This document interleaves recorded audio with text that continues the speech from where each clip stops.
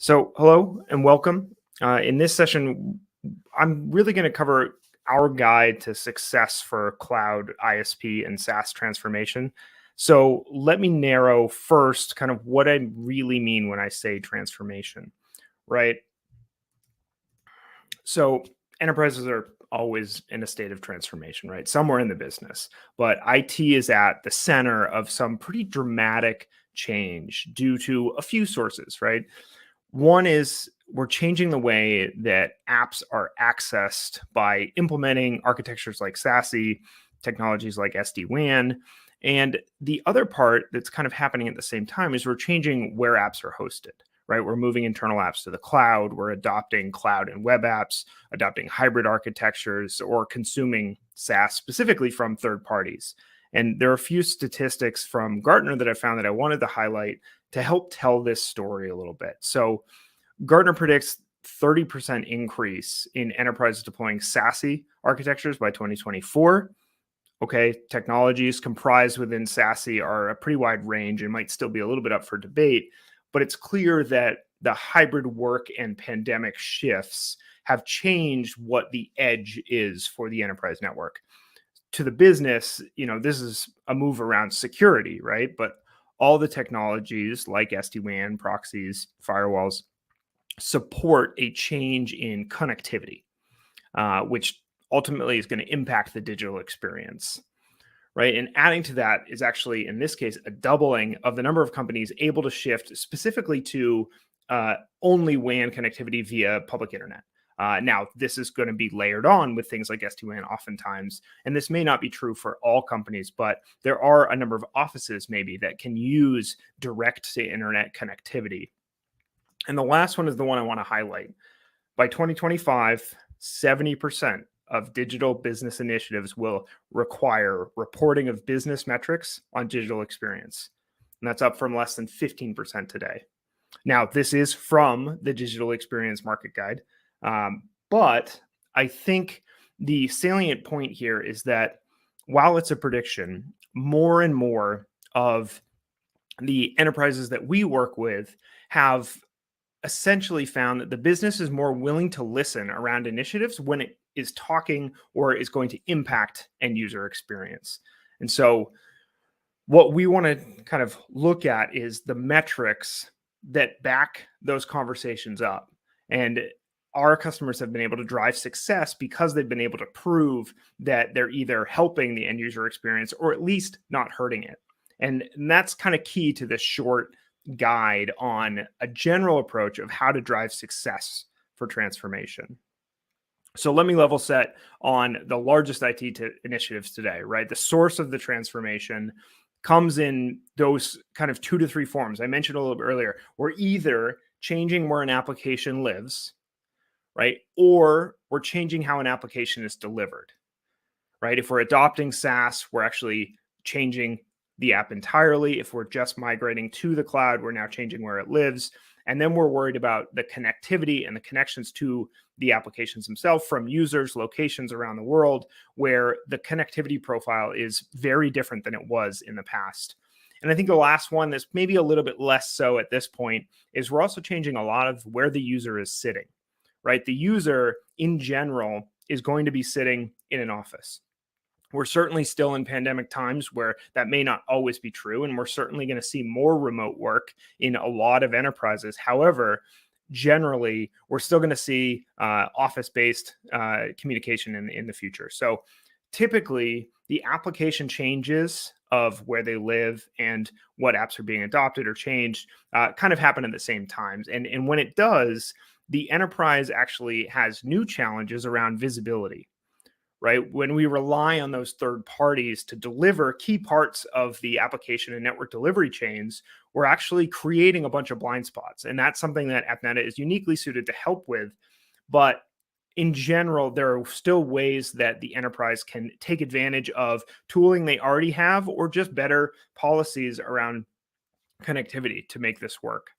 So if we're changing this rapidly, we don't always have a good idea or a good sense of where we started, right? When it comes to performance and user experience, if we've done a transformation, we don't always know what was the performance before, right? And so one of the keys to success that I'll start with is to have a baseline of application performance before a transformation so that you have something to compare to afterwards, right? If you've just rolled out a new technology, you might even see a slight uptick in some metrics like latency, right? If you're moving technology into the cloud and it used to be hosted in a data center or on-prem, then yeah, you're going to see additional latency between the user and the application. But if you're also changing the way that you're connecting to the apps, maybe the apps were actually great performers for a few people in headquarters, but actually terrible performers for anyone in a branch office.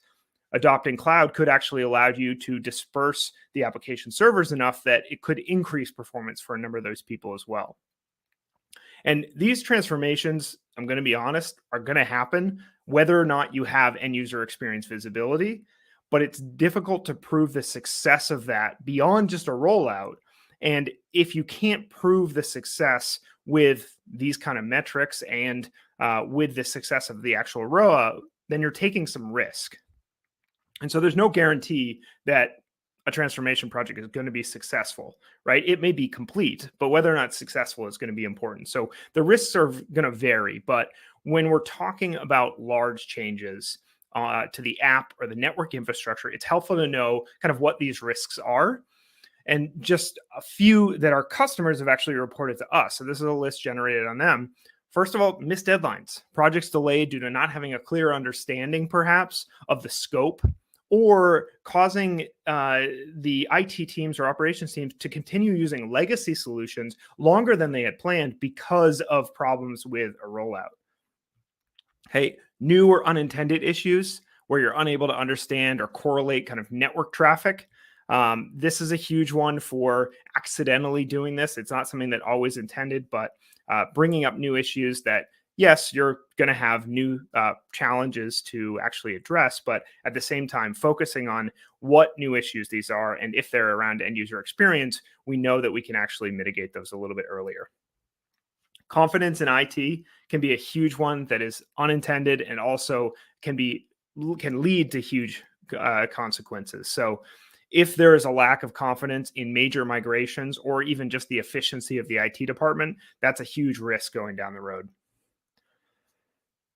Understanding this is really around the business, right? This can be architectural changes where those could be sorely needed, but if the business doesn't understand why they're being done or doesn't have front end user impact, or it doesn't appear to be changing anything that is obvious, this is something that's a risk really in communication. It's something that we can bring up early and we can communicate better to actually make that successful. And the last one here is proof, right? Outside of the project, the cutover, the implementation, is there a way to quantify what that it had the desired impact, right? And didn't cause additional issues? Is there a way to actually prove that we were successful? And so with this feedback from customers, we actually saw an opportunity to help. And that's mainly around what I want to talk about today. As a monitoring solution, AppNeta, now by Broadcom software, it's certainly a lens that we're using to approach this guide to transformational success. And so with that, the goal is to get IT and network operations to monitor earlier in the transformation, right? By monitoring earlier in the process and providing actionable insight into, apps, network, user performance, we're actually able to provide some of those key metrics for success around digital end user experiences.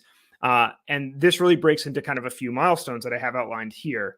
So baselining app performance before the transformation, get an understanding of what the current state of the network and the applications are, right? This was interesting in a few organizations where we actually uncovered some differences between the expectation and the reality, including finding, that while performance in headquarters was good, some branch offices really dealt with poor performance or far degraded performance, but it kind of learned to tolerate it. They kind of learned that that was what they had expected, and no one really reported that to IT, right? Next, we want to validate the changes as they're done, right? Monitoring during a WAN cutover right? Or monitoring maybe when the first policies are put in place in a pilot phase, we can provide that third-party validation to where traffic was flowing, how users were impacted, and if apps were actually reachable in that end-to-end path from user to server.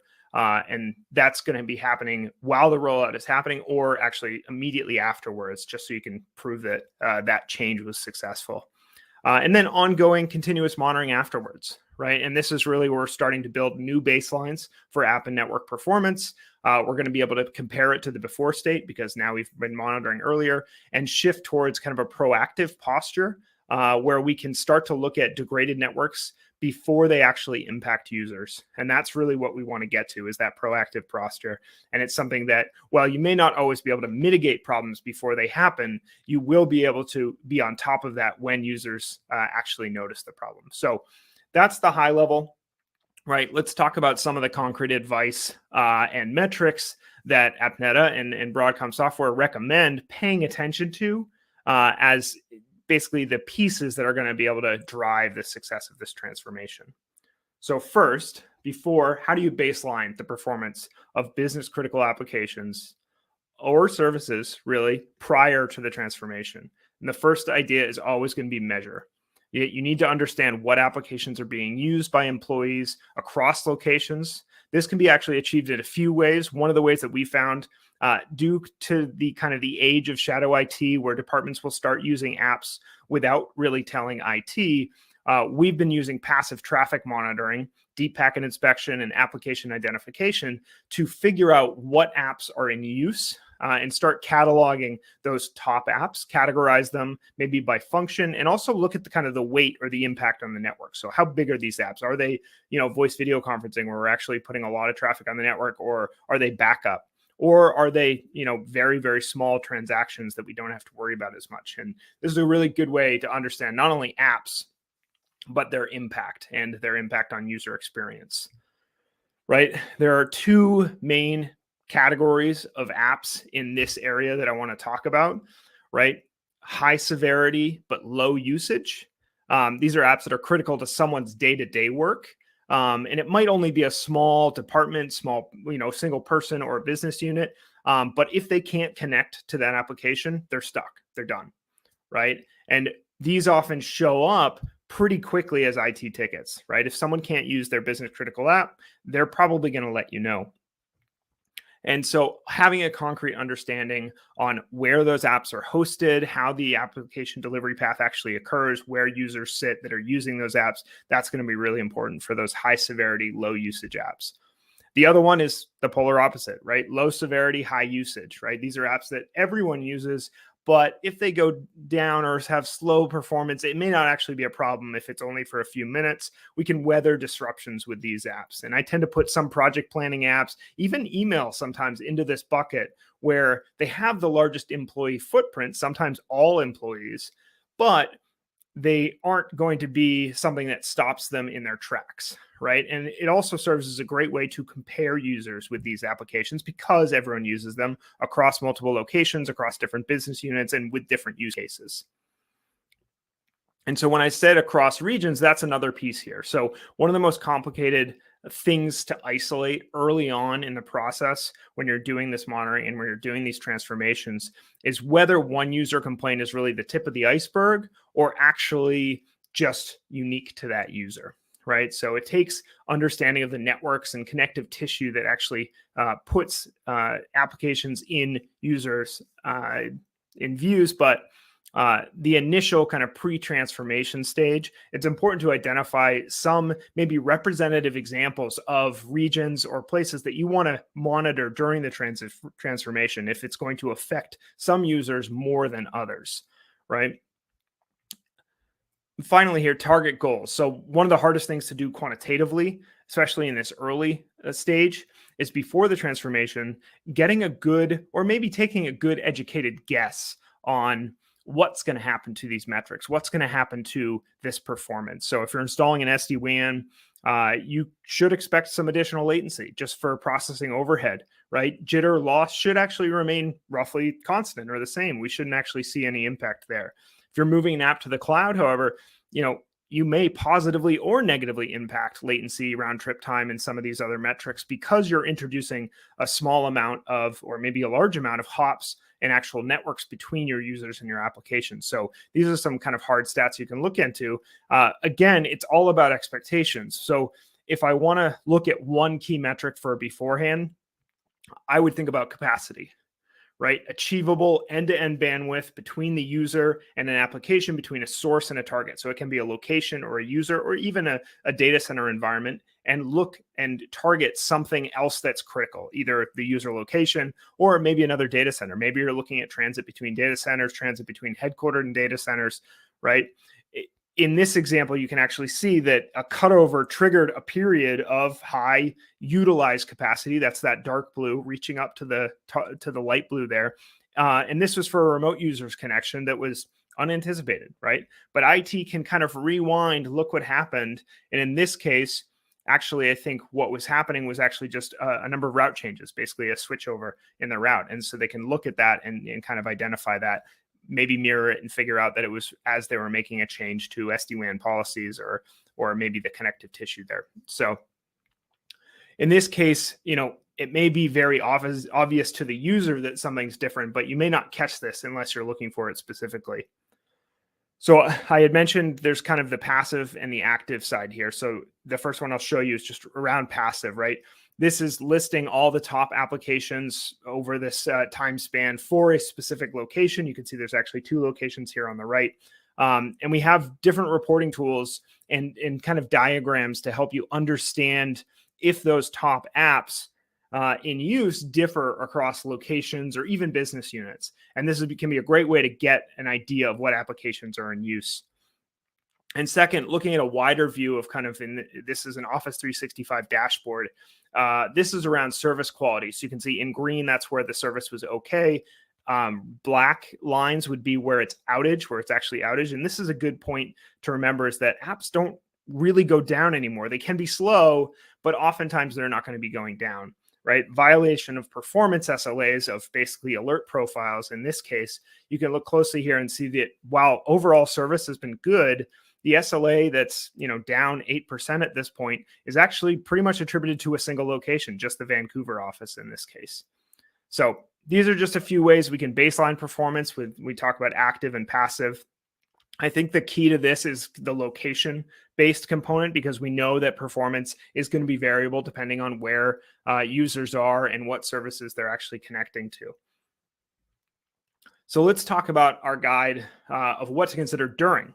Right, we talked about before. Let's talk about during a transformation. Right, during a rollout portion, or even during a pilot phase, one consideration we typically talk about and we start our conversations with is to have customers walk us through how they verify if their current environment will accommodate the planned transformation. And this is mainly around end user experience for us, but also just a general question that helps us understand what tools are in place, or if this is an initiative that's kind of passed down and they have to do it, it must succeed no matter what. And they're looking to kind of be successful by just completing the rollout. Right. So this brings me to a repeated piece here, or an idea, measure end user experience from the end user perspective can be crucial to quickly identifying problems during a rollout phase. Right. We also want immediate feedback. This also relates to having kind of mechanisms in place for that immediate feedback. This is primarily around active testing, right? Where we can get end user experience information and not be able to look at the kind of the bits and bytes of the change of like the actual changes, but by seeing if users would be impacted by this change instead of waiting for users to be impacted. By waiting for traffic to actually run over this network. And so you run a risk of unintended consequences or kind of lowering confidence in IT if you make a change overnight and then all of a sudden users come in and they see that there's a problem. And finally, during this stage, success reporting. It may seem early to start talking about that, but even in the middle stages, I want to focus on how we're looking at success and how we're reporting it, not only internally, but also to the business and to the users. We've had IT teams work on creating newsletters for these implementations, right? that communication can be key, because otherwise you're only hearing from IT when there's an outage or a problem or a change to your daily life. You're not hearing about success and kudos and making sure that everything's more secure, but also performant, right? By building in these success measures and stories, you can also kind of alert users to changes that they're now aware of. If they have performance problems, they might be able to help you troubleshoot because they know that this other thing is going on. Key metrics for this middle stage are maybe a bit more nebulous, as it really does depend on the type of deployment. Two that I wanted to highlight here that are helpful are AppDex scoring for application health, performance, and availability, as well as the mean opinion score. And this is generically for data traffic and voice traffic, just basically having some kind of comparative metric that we can use on both sides.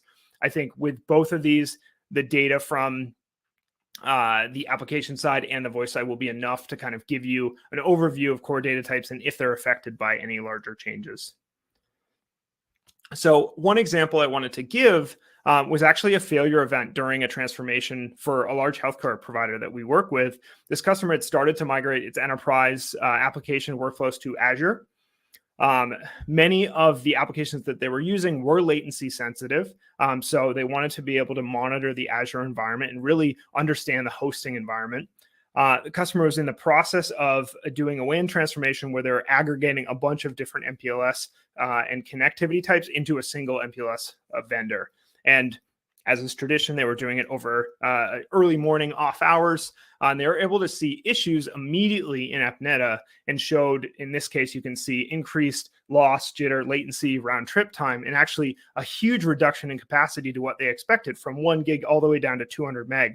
And so by seeing this, they were able to kind of stop the change and understand that they needed to either roll back or figure out the problem before users were actually impacted. And if you're not monitoring this type of thing, you're not going to see those capacity drops, because that's, not a unique metric, but it's something that's more difficult to get when you don't have user traffic on the links or on these connections. And so by using active monitoring, you can understand this before users are actually impacted. And this change actually highlighted an issue on, in this case, the MPLS provider side, right? A policy that changed the connection type that they were expecting.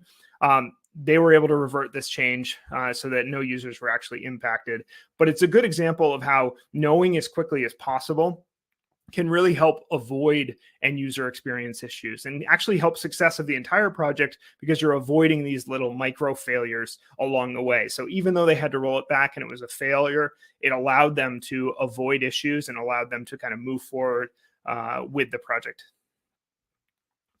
So once we've made the kind of final transformations and changes live, we want to focus on a few things, right? Continuous testing. Now that we're running in kind of a steady state, this is where we can start monitoring SLAs. And we showed that application service kind of dashboard earlier. And I think that validation of SLAs is really, really helpful in understanding kind of proactively what end user experience looks like for these applications by location. Right. Business reporting. I'm going to repeat again here because, calling out the statistic earlier around business reporting, I think this is the time to focus on service quality and actually look at this. This is an opportunity to provide some of these tools, maybe even this data or access to the dashboard, to the application owners and let them understand the performance of their business critical applications, and let them be your eyes in identifying when things are degraded, or let them check instead of creating a ticket to figure out that things are, not graded or okay from their perspective. Right. It can be very useful in avoiding tickets in this case. And the last piece of advice, shouldn't be new to you, right? But it's a phrase that we often use around mean time to innocence. Right? It's crucial just after large transformations, in which it's very easy to have blame focused on the last technology that was implemented, right? We see this with SD-WAN all the time, but our customers often turn to the data that we can provide to exonerate the network, or even help other teams isolate where performance problems are and who might be able to fix it. So the key metric here, I'm going to bring back that service quality. I think this is the stage where we're beyond uptime and availability. We want to look at quality. We don't want to look at just outages. We want to see where the violations of performance for our SLAs or our kind of our alert profiles. If we think that's bad performance, we want to know about it. And so this is really about the ability to look at service quality, but also to look at it by location and find out if there are differences across different areas or if there's actually issues across the board. And this is actually a good time to bring up another customer example. This is an actually outage in a data center, right? They had started to look at Office 365 and actually jumped in a war room for 3 hours where they thought that Office 365 had to be the problem. There was an outage. It was right after a big OWA publicized hack, and they were really suspicious of Office 365. But ultimately, they brought AppNeta into the discussion. We were still in a proof of concept or a proof of value phase. Weren't fully deployed, but we did have monitoring points on site and in their cloud. The data that we were able to show them within the first 15 minutes of live triaging with our solutions team, they are actually able to isolate the affected path and a specific time where the capacity drops, highlighted in red here, right? That allowed them to find a specific time of the root cause, which was actually a change to a Palo Alto firewall, right? The change that they had done is they had actually started inspecting zip files, but all of their developers had been uploading containers to their cloud environment via zip files. So all of a sudden they're basically inspecting gigs and gigs of additional traffic that they weren't before. But the developers haven't changed behavior. This likely was the way that they did things beforehand too, but now it's being inspected and it's actually causing a number of issues. So a great quote that I actually have from a different customer from Bristol Myers Squibb was when they visited AppNeta a ways back. There are a lot of tools out there that can show you green or red, right? If Salesforce or Oracle goes down, you don't need us to tell you that, right? There are going to be ways to figure that out, but we can show you yellow. And that's one of the prime examples of what we can help with, is showing you when things are degraded, but also understanding the performance before, during, and after. So hope I was able to share some of the customer wisdom when it comes to transformation. Our guide is pretty simple, but it involves planning and thinking ahead how the transformation you're embarking on will be measured, how it impacts your end users, and how you can take steps to prove the success of that transformation, even from the outset. And so with that, if you missed our POC this morning, it is available in the booth as a recording. We have a demo available there. We also have a short survey if you'd like to fill it out, 20 seconds for $5. It sounds like a good deal to me. And if you want to join me later today, I have a little bit more of an in-depth conversation as well as a product demo where we'll look into video conference and video and voice performance. But otherwise, I'll be around to take questions here or in the booth.